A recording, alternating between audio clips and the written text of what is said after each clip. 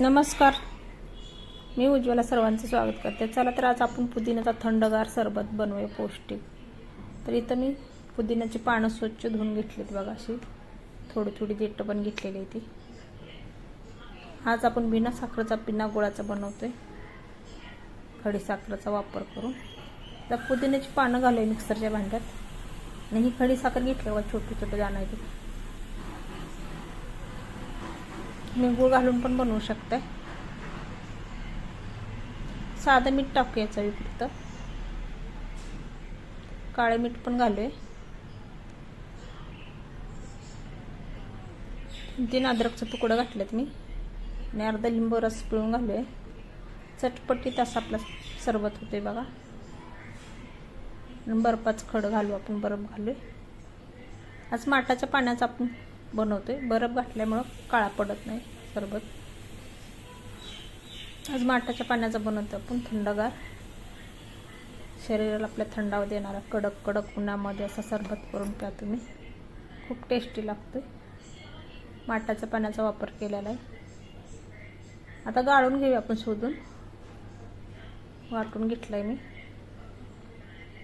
बर्फ घालायचं म्हणजे काळा पडत नाही आपण सरबत।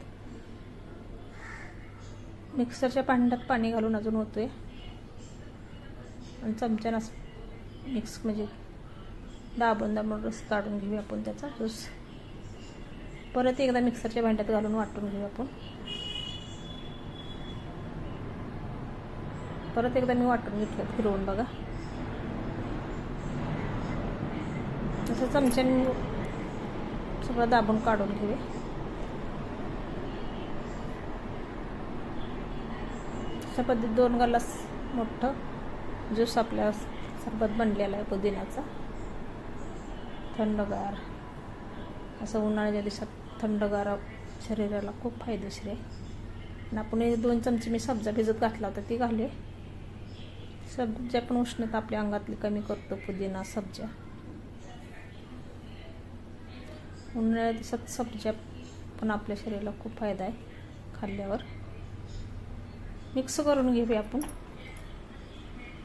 झटपट ही रेसिपी तयार होते बघा।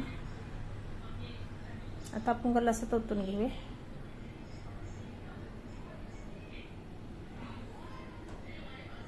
खूप मस्त झालंय सरबत, चवीला तर अप्रतिम लागते बघा। थंडगार, पोटाला आपल्या थंडावा देणारा सरबत। ट्राय करा, रेसिपी आवडली करा। धन्यवाद, बाय बाय।